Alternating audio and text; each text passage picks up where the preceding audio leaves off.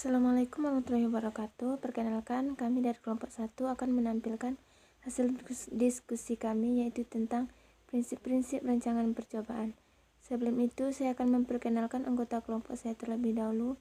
Yang pertama, saya sendiri Septia Sulfiani sebagai moderator.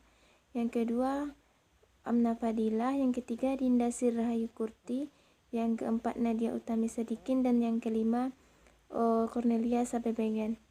Baiklah, selanjutnya materi yang pertama akan ditampilkan oleh Dinda. Kepada Dinda dipersilahkan.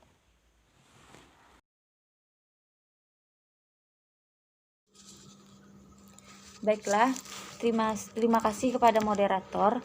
Perkenalkan, nama saya Dinda Sirrahayu Kurti. Saya sebagai pemateri pertama. Baiklah, saya akan menjelaskan tentang definisi dari rancangan percobaan. Rancangan percobaan dapat didefinisikan sebagai berikut.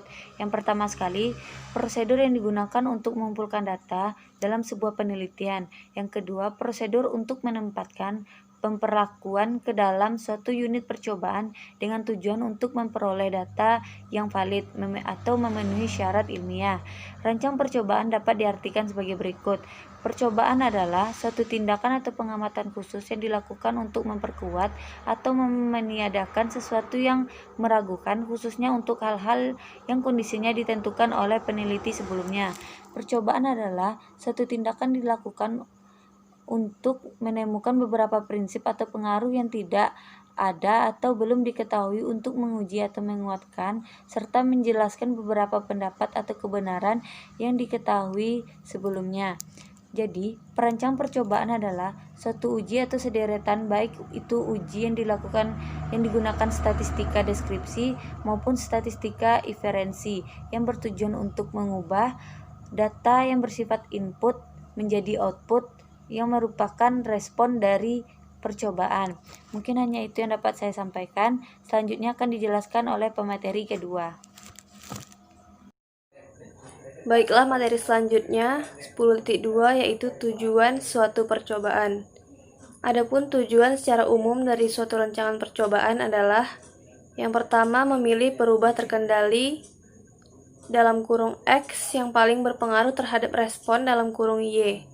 Yang kedua, memilih gugus perubah X yang paling mendekati nilai harapan Y.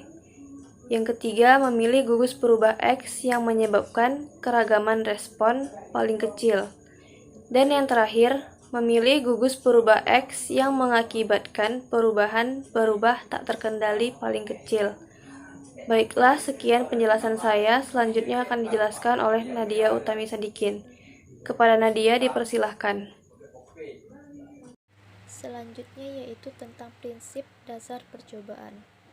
Perancangan percobaan terdiri dari beberapa prinsip, yaitu ulangan yang disebut juga dengan replikasi, pengacakan atau randomisasi, lokal kontrol untuk memperkecil kesalahan atau galat percobaan.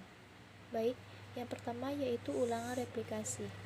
Dalam suatu percobaan perlakuan diberikan lebih dari satu kali terhadap satuan unit percobaan. Hal ini disebut dengan ulangan. Tujuan dari ulangan adalah yang pertama untuk menduga galat percobaan, yang kedua menambah ruang lingkup hasil penelitian, yang ketiga cakupan kesimpulan dapat diperluas dengan adanya ulangan. Misalnya, meneliti suatu varietas padi pada suatu daerah. Di daerah tersebut terdapat dua jenis tanah. Varietas padi ditanam pada kedua jenis tanah tersebut. Dari hasil percobaan nantinya bisa diambil kesimpulan tanah mana yang cocok varietas padi tersebut. Selanjutnya yaitu ragam galat percobaan dapat dikontrol dengan adanya ulangan. Misalnya, penelitian pengaruh jenis mycorrhiza pada tanaman pisang. Jenis Acalyospora terdapat 5 ulangan, jenis Gigaspora terdapat 5 ulangan, jenis Glomus terdapat 5 ulangan. Untuk menentukan ulangan ditentukan dengan rumus T N kurang 1 besar sama 15. T yaitu banyak treatment dan N yaitu ulangan. Baik, selanjutnya akan dijelaskan oleh Cornelia Sabebengen. Baiklah, materi selanjutnya yaitu yang kedua, pengacakan atau randomisasi. Di setiap satuan, percobaan harus memiliki kesempatan yang sama untuk dikenakan perlakuan. Pengacakan yang tepat dapat mengurangi terjadinya. Yang ketiga yaitu pengendalian lingkungan atau local control, merupakan usaha untuk mengendalikan keragaman yang muncul akibat keheterogen kondisi lingkungan. Sekian dan terima kasih.